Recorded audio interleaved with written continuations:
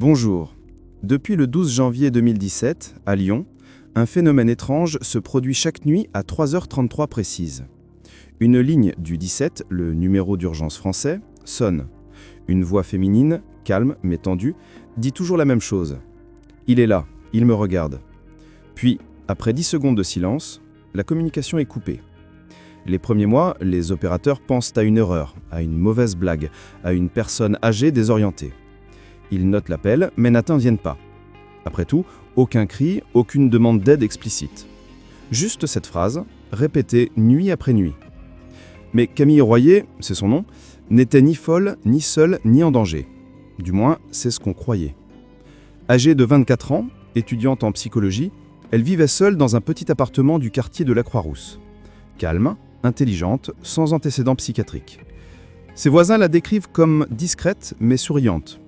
Alors pourquoi appelait-elle chaque nuit? Et surtout, qui était-il? Pendant 364 nuits, le système a échoué. Les opérateurs ont classé ces appels comme non urgents.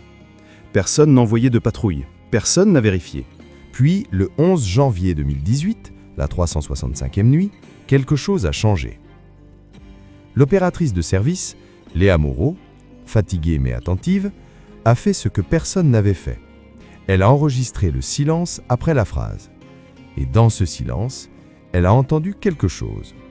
Pas un cri, pas un bruit de lutte, mais une respiration lente, profonde, masculine, juste derrière Camille.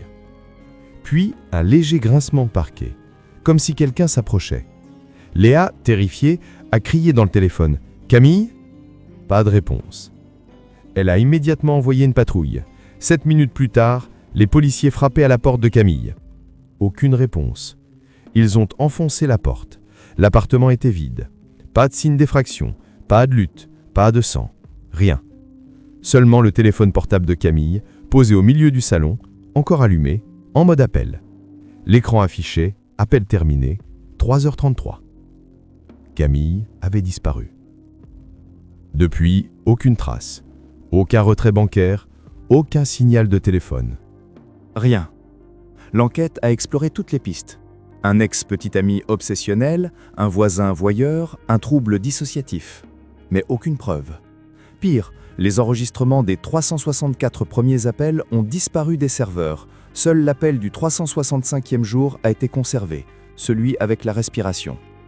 En 2020, la mère de Camille a reçu une lettre anonyme. Elle savait qu'il viendrait. Elle voulait juste qu'on écoute.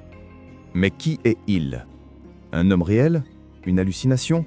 Ou quelqu'un qui savait qu'elle appellerait? Il l'attendait. Aujourd'hui, en 2025, l'affaire reste ouverte. Mais chaque 11 janvier, à 3h33, des centaines de personnes en France appellent le 17 en silence, en hommage à Camille, ou dans l'espoir d'entendre cette respiration. Ce récit n'est pas là pour effrayer. Il est là pour poser une question simple. Quand quelqu'un crie dans le silence, combien de fois faut-il l'ignorer avant que ce silence ne devienne un cri? Merci d'avoir regardé. Si cette histoire vous a marqué, abonnez-vous à Les Ombres de France. Ici, nous ne créons pas des peurs. Nous donnons une voix à ceux que personne n'a écoutés. Merci.